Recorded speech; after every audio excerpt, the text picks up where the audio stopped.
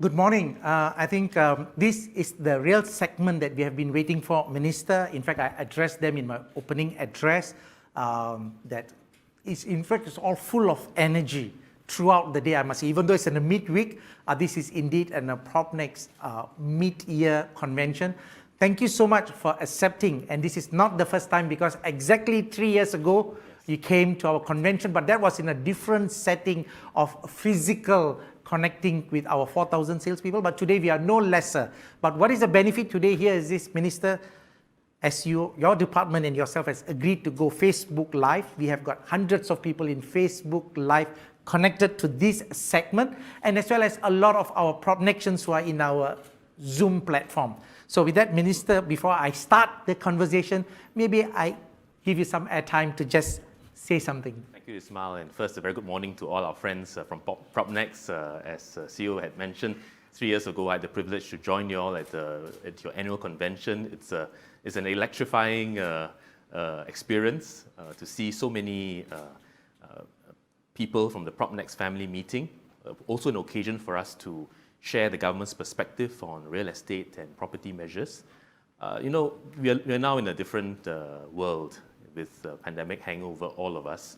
But nevertheless, very encouraged that PropNex has remained at the forefront, leveraging on digital technology to connect with the whole community and to get your message across. This is a difficult period for many Singaporeans, and many sectors as well, including the real estate sector. And I know that many real estate agents are also facing difficulties, and I'm glad that PropNex is innovating, but also showing care and concern.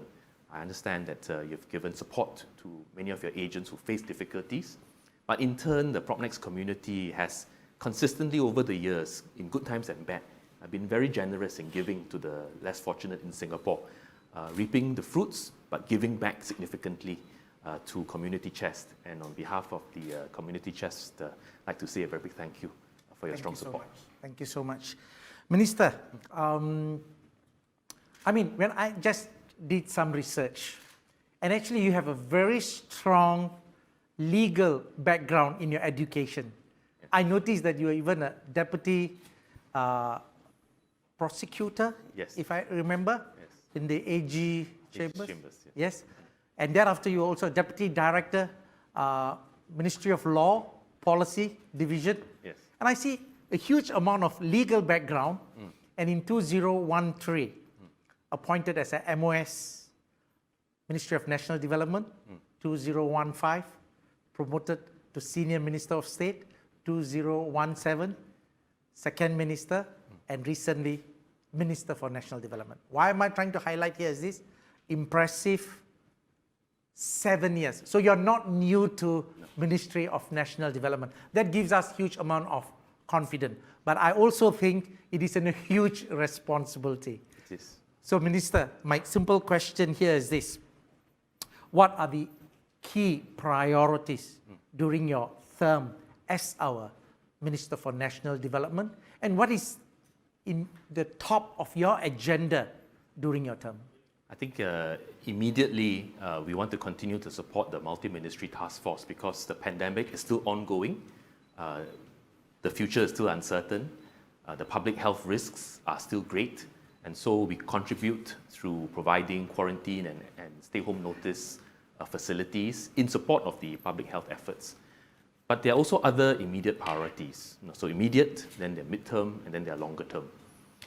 The immediate term is not just the pandemic work, but also getting the construction sector back on its feet again. Because construction is really an important part of our city rejuvenation. And in fact, the real estate sector is intimately tied into the construction sector because construction timelines, delivery of units, they're all interrelated. The construction sector has gone through a tremendously difficult period, and we want to get them back on their feet again, provide them support, enable construction to restart. But in addition to that, linked to that is delivery of people's homes, whether it's HDB homes, whether it's private sector homes in the private market. People are waiting for the keys. And so by supporting the construction sector, enabling them to restart safely, we hope that we can ensure that people waiting for their homes get their homes on time. But in the mid and long term, we continue to strengthen our efforts to make Singapore green, livable, and sustainable. And so there are many aspects to that. First, of course, we continue to look at how we can ensure that housing, especially public housing, remains affordable, livable, and meets the aspirations of Singaporeans. So we'll continue to look at these aspects. We want to also build a sustainable city and grow a city in nature. And I think that will, in real estate terms, make living in Singapore a much more comfortable, conducive, and livable city. So the greening efforts, the urban transformation, the sustainability efforts need to continue. But there's also a lot of efforts that we need to undertake to transform the construction sector, the built environment sector, from development to architecture to engineering to construction to subsequently facilities management, and the real estate sector is part and parcel of the whole continuum of transformation. And using digitalization as the spine that runs through the entire value chain, from conceptualization, construction, all the way to facilities management, and then, of course, real estate agency work. All of that will be transformative in the way we strengthen our whole built environment sector. Thank you, Minister, because I didn't mean a huge amount from a macro perspective, but two things actually came out, which I would like to ask a further question. We've talked about public housing, HDB, and there are million owners, HDB owners. The new pandemic have even shifted the way we live and work. Yes. Do you think in terms of design concept in the near future for public housing, where more people are expected to work and as well as live? And you know, one of the key concerns people always say here is this: these days the newer HDB homes are much smaller than compared to the older HDB homes. Yes. Will that be something that is worth considering and looking at? You know, certainly during the pandemic, especially during circuit breaker, the home has transformed in terms of the roles we have to bear. Not just the home, but the family. So if you recall, during circuit breaker, where we had to shut schools and preschools, and people had to work from home, Singaporeans, all of us, were forced to adapt to the imperatives that public health measures foisted upon us. So the home is not just a place for the family, not just a place where we dine and meet with family and live, but it also became the workplace. It also became the classroom. It also became a pseudo childcare center, and also remained a place of intense caregiving responsibility. And whilst this is confined to the circuit breaker, and to some extent still remains so today while we are under this pandemic climate, my ministry and our colleagues, we are closely watching what this pandemic leaves behind as a lasting legacy, not just nationally, but in the psyche of Singaporeans, the expectation of what work means and what caregiving means. But also companies are all adjusting, adapting, because companies going through this tremendous painful period in a forced experiment where they have to get their staff to work from home, and having invested in the technology to enable them to remain as productive as possible, are going to make some decisions too.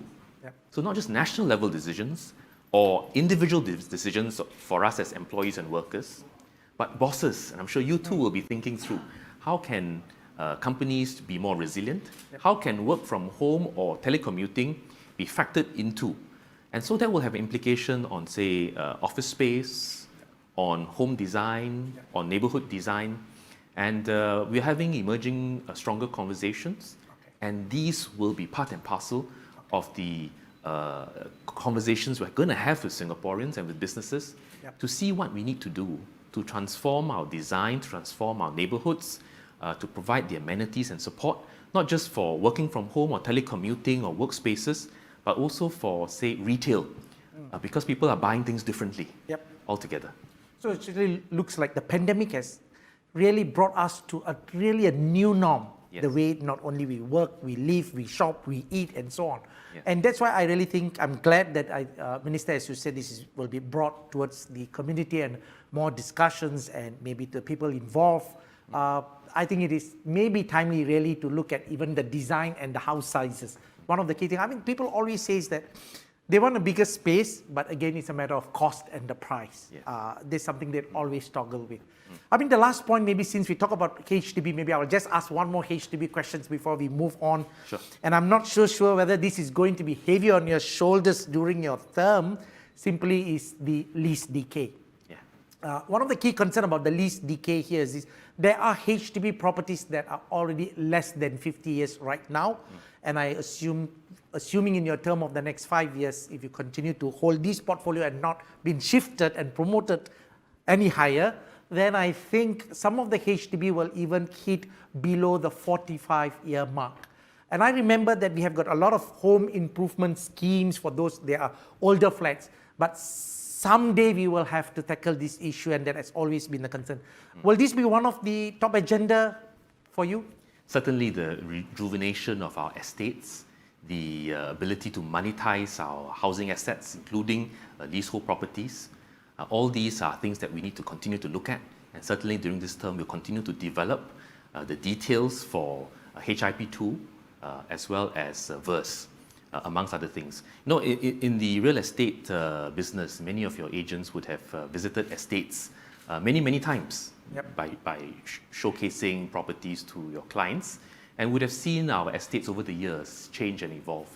And so by visiting certain old estates, you see the before and after, and the impact of both home improvement as well as neighborhood renewal, what it has on the outlook of a property, the livability of the surroundings, and all these certainly will have an impact on the property and on people's insights into those homes.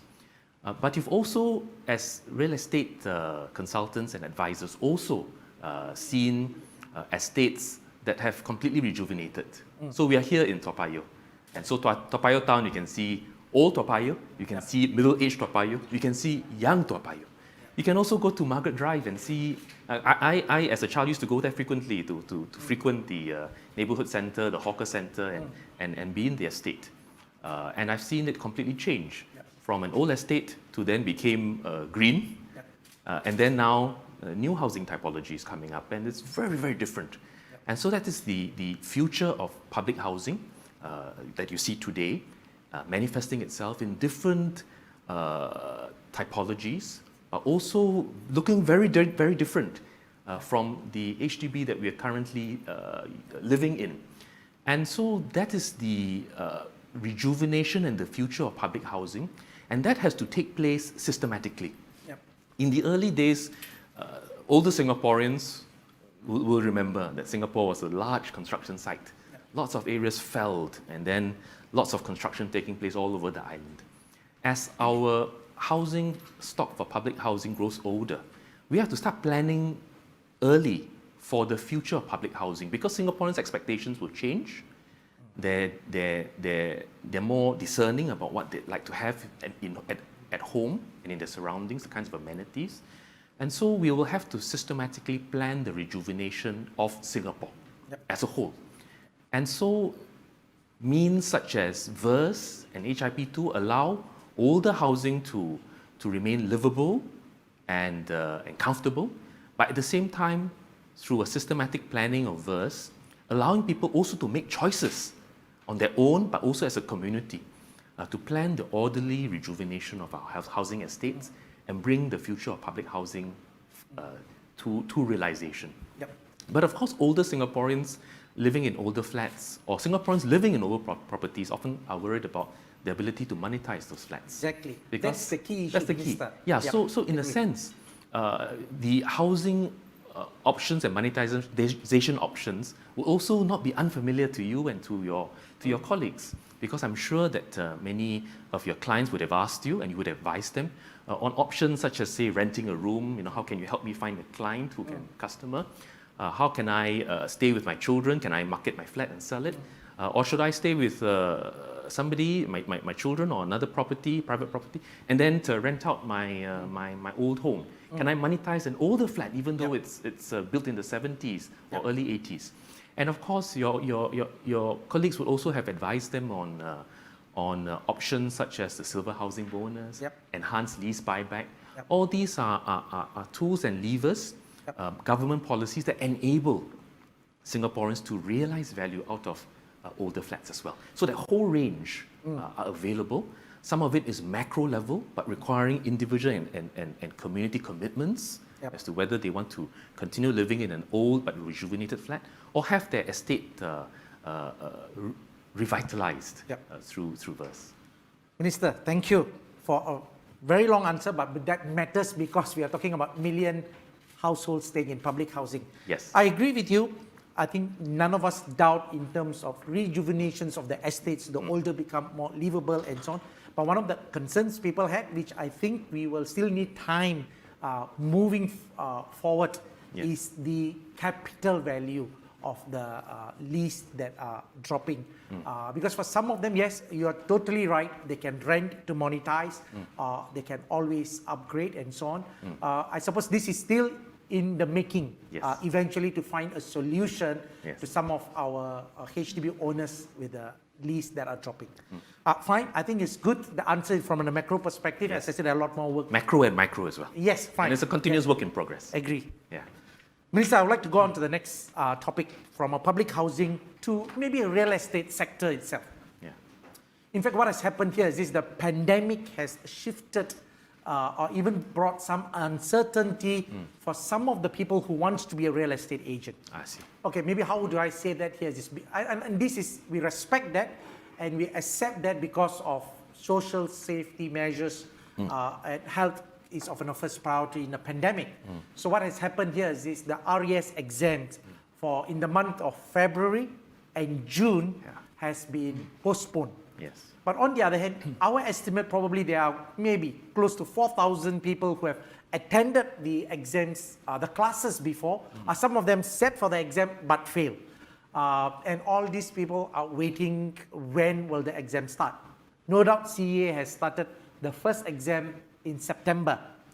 Only 800 slots. Yes. And again, when I look at it, a lot of service industry today retrenched. I mean, you talk about a very good many friends from the either SQ or any other service, and these are the people who are very comfortable talking to people and maybe entering in the real estate business. Very strong people skills. Yes, exactly. But one of the unfortunate things here is nothing is certain because we have a backlog of a few thousand people and the dates are not out for October, November, December. And there are many people who may think that now that I got retrenched and I got these 6 month, 8 month, 10 month savings, can I jump into another skill set? But unfortunately, they are not exempted. So that my 2 point here is I seriously think it's worth considering to come out more dates of in frequency to clear the backlog.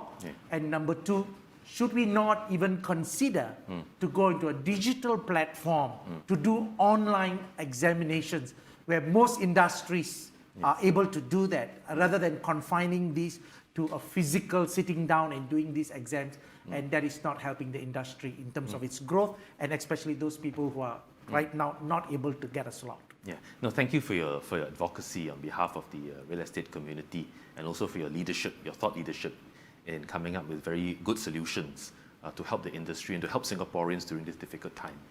I do apologize for the inconvenience that this has caused to many people who have been waiting for the RES exams. The good news, as you say, is that the RES exams resume tomorrow.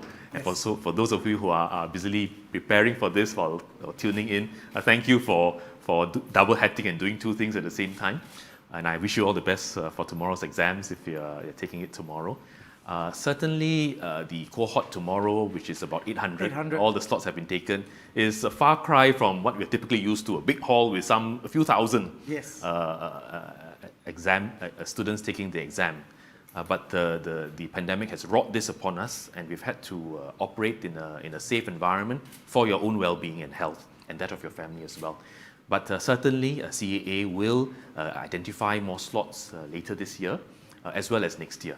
And I seek everyone's patience and understanding as we find new ways in which we are able to conduct these exams. And certainly, Ismail, you're quite right that digital solutions and hybrid solutions allow us to continue to run these examinations while keeping everyone safe. So we'll take your views on board. Thank you so much, Minister.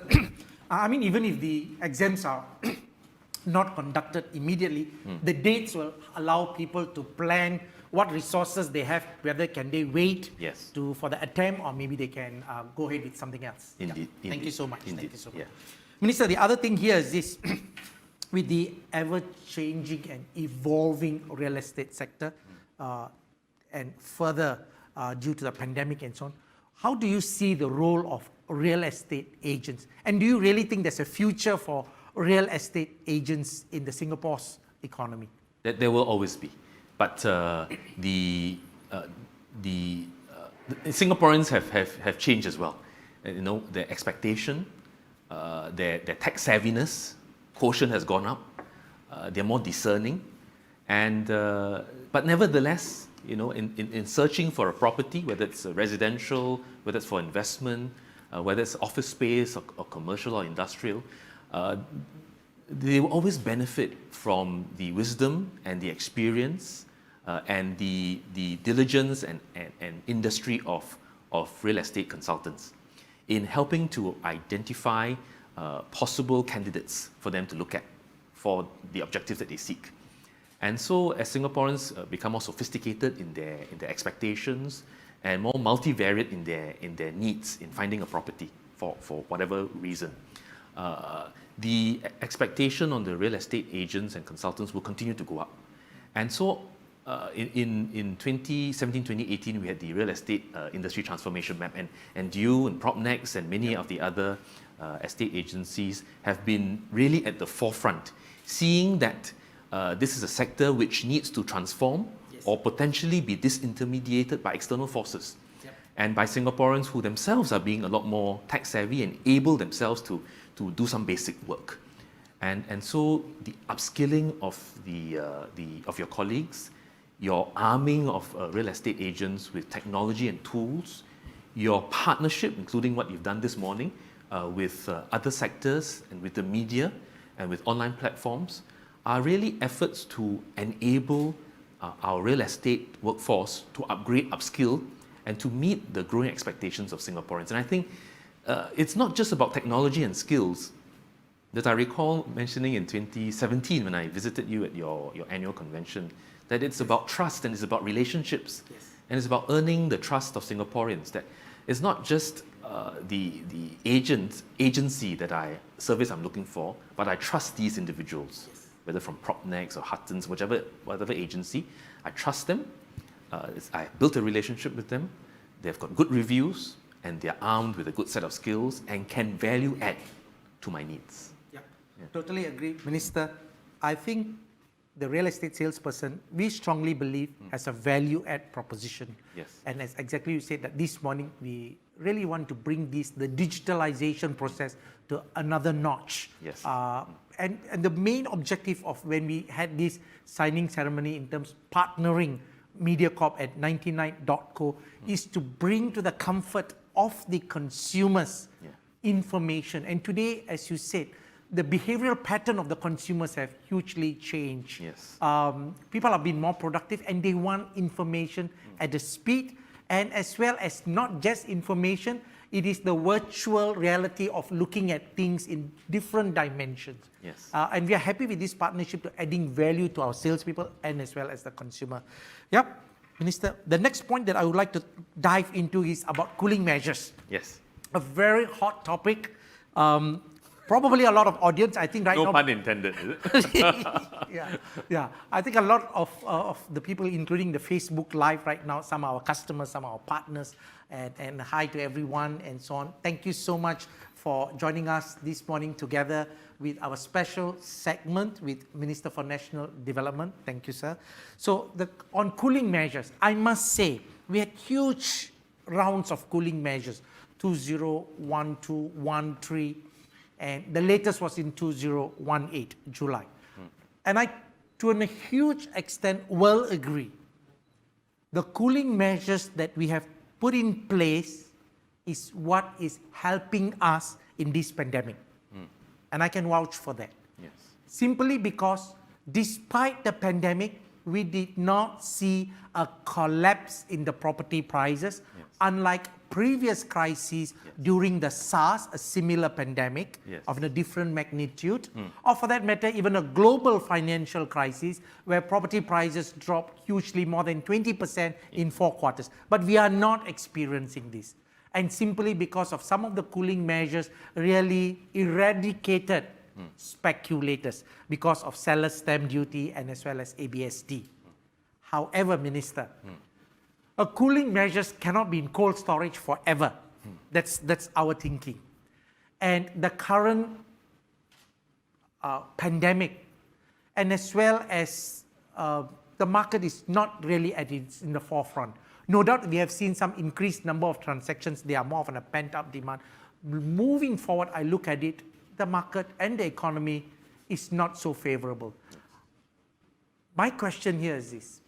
As the Minister for National Development, probably the government, or in fact, if I put it, probably you are in the best position to look into these. Are there opportunities to calibrate some of these cooling measures? Number one. And two, if at all, what are the indicators or the levers that will allow to calibrate some of these cooling measures? Yes. No measure is perpetual, and all measures are intended to achieve certain outcomes.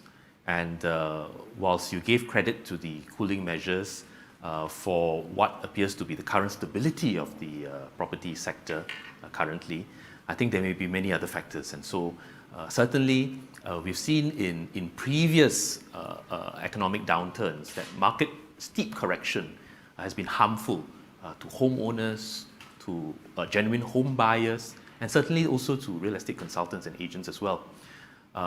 If left to its natural devices, the property market tends, not only in Singapore but in many other markets like ours, to go into that boom-bust cycle, running up and pulling away from economic fundamentals.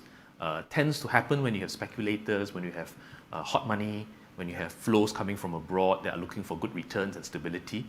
And that has not been favorable to genuine homeowners and home buyers, and to people who are in the property sector in whatever role and position for the long haul. So that is quite clear, and your experience has led you to make that point very firmly earlier. And certainly for us, our objective is to ensure that property prices, and Singaporeans put a lot of investment in property. A lot of it is because it's their home, it's a nest egg. That we ensure that there is some stability in the property market, that it doesn't run away from economic fundamentals, and that has been something we've said repeatedly. And so we continue to keep an eye on macroeconomic factors. We continue to keep an eye on whether the property market is following economic cycles.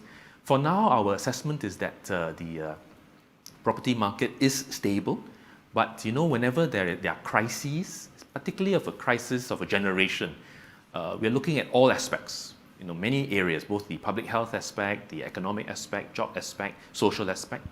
And the property market has an impact on people's well-being, on their financial health, on their retirement adequacy, and also on their social well-being and family well-being. So it's of great importance to government and certainly to all our partners, including our real estate partners.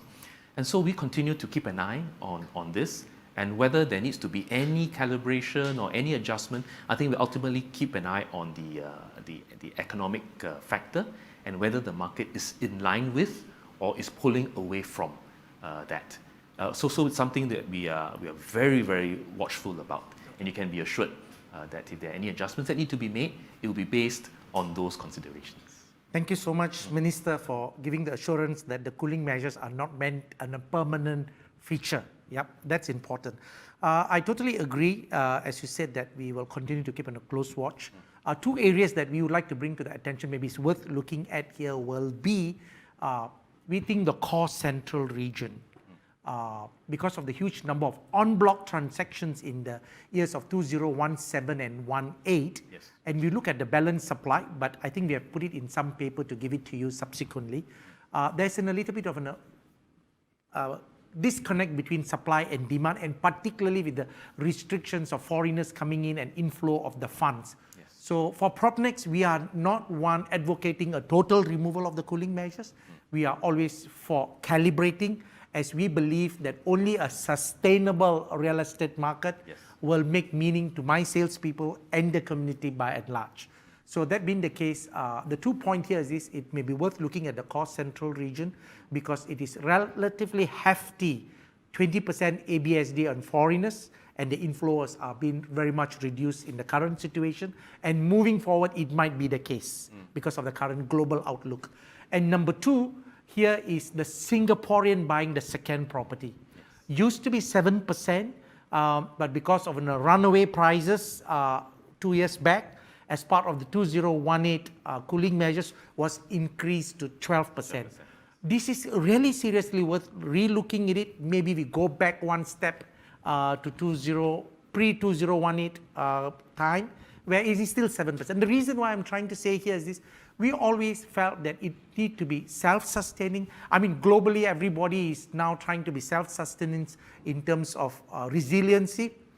And I always felt it is not wrong for Singaporeans who can afford to buy a second property, rather than push them out to go and invest overseas because they want to avoid the additional 12% ABSD and end up risking their retirement ignorance, because the foreign policies are very different, the currency policies are very different, and some consumers may not well have a good understanding.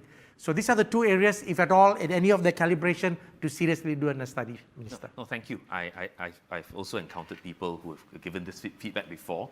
And as I said, all policies we continuously review, and not just at a macro level, but also looking at the impact on Singaporeans individually.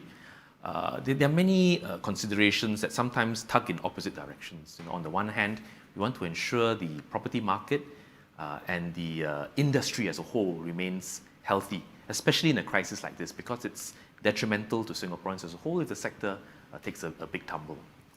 We also want to recognize the aspirations of Singaporeans who want to be able to invest in property, and whether that means renting or selling to people who come from overseas. But at the same time, there are many Singaporeans who are concerned about ensuring, or they want to ensure that housing in Singapore, public as well as private housing, remains within the reach of Singaporeans who are genuine home buyers and home owners. So whether it's an investment, whether it's a home, or the health of the industry as a whole, all these are sometimes not always aligned on every point.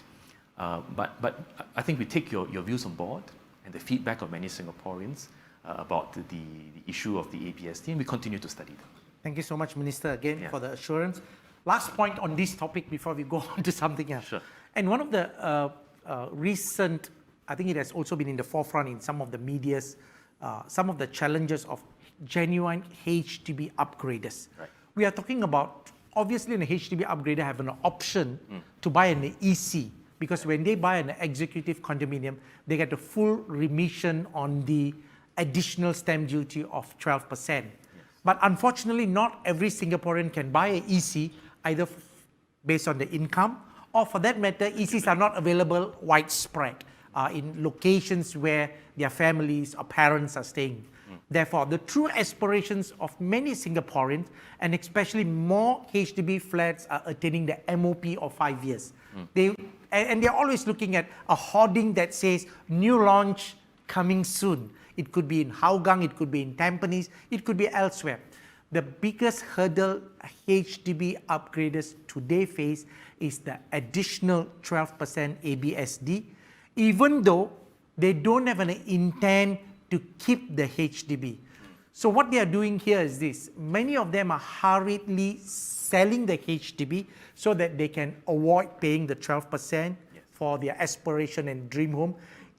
In this process, they go through some challenges. Because they sell the HDB, they go into rental or shifting with their parents until these properties is TOP'd. That is one inconvenience. And second thing here is this: there is no intention on their part to deny the government 1 cent, because actually they qualify to get back. Yes, but this is something that I really think is seriously worth looking into it? And is there something that we could do about it, Minister? Yeah, so all these issues we continue to review and look at, particularly in light of the current climate.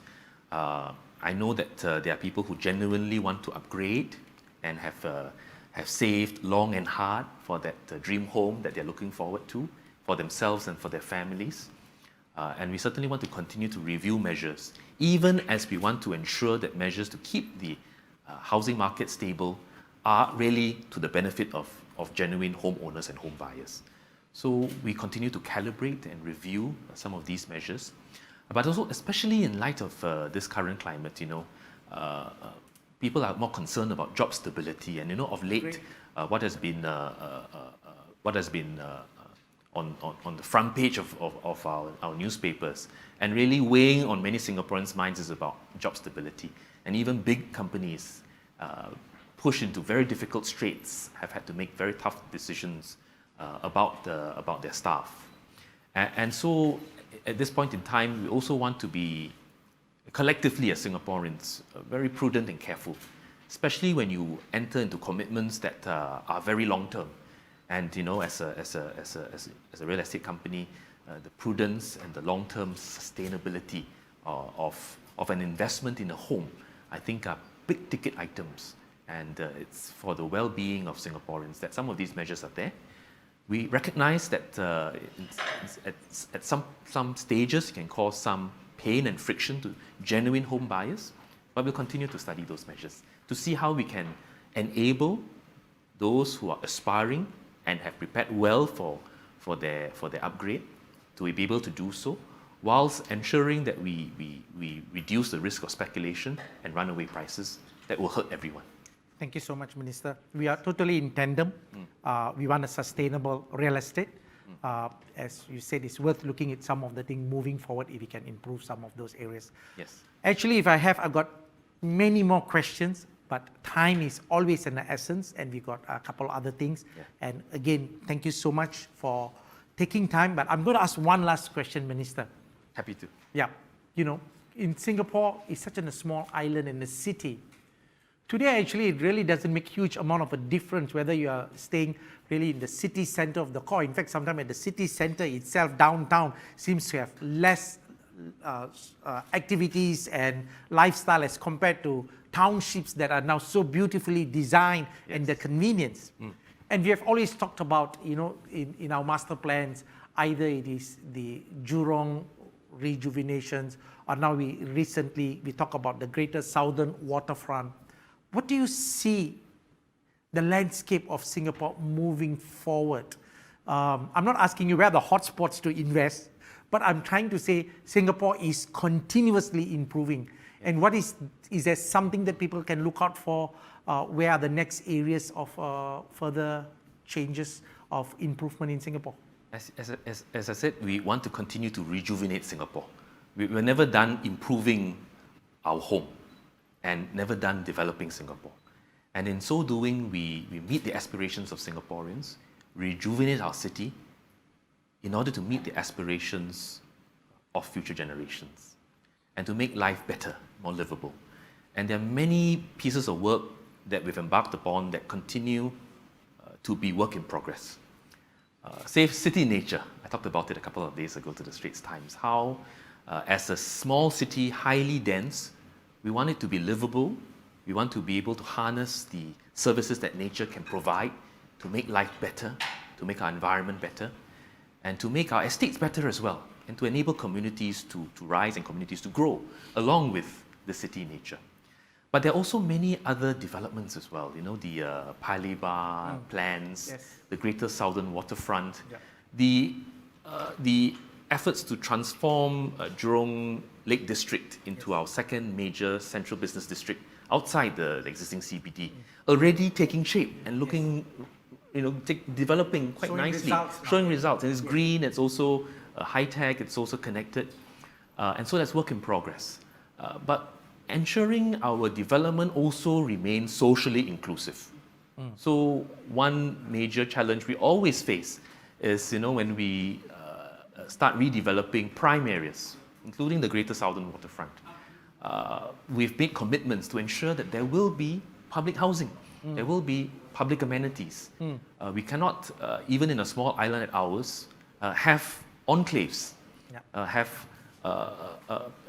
inequality manifest in where people live, work, and play.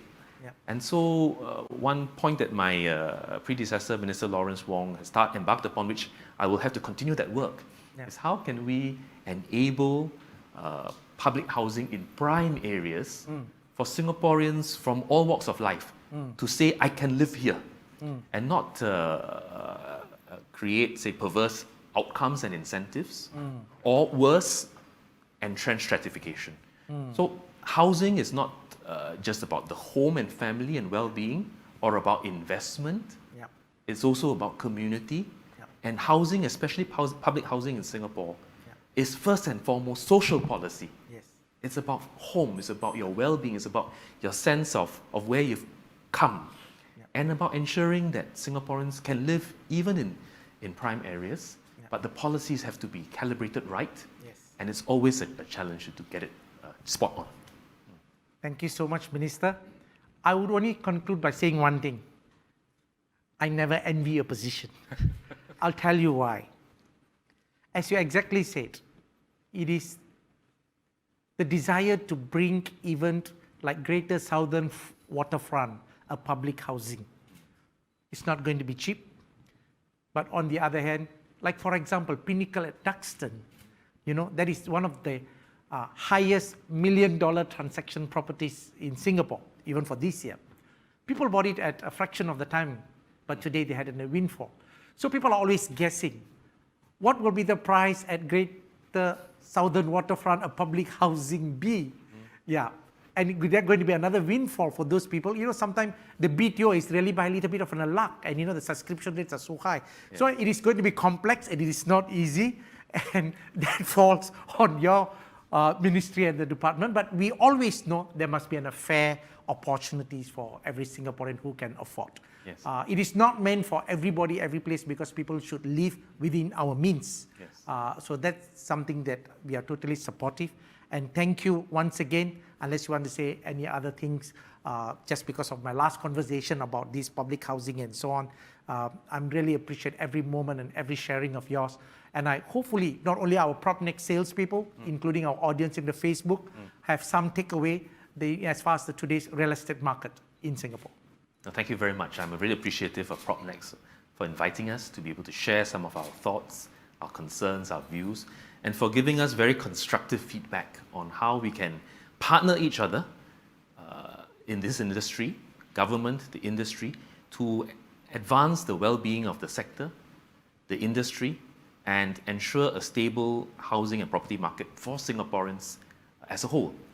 And really, we hope to continue to advance this spirit of partnership between government and our real estate sector, the construction sector, our civil society, to continue that partnership, in fact, to strengthen it, because the challenges will be even greater in the years to come. There'll be very, very complex issues that require lots of trade-offs to be negotiated. And if we can partner each other, we have a freer flow of ideas and views and information, be able to bring people along with us as we have to make difficult decisions in the future, but also all of us collectively recognizing that we are stewards of this little island of ours, stewards of the resources, whether how much resources we put in the subsidies, say, for even in Greater Southern Waterfront, say. Those resources are for us to steward and not to spend, stewarded for future generations.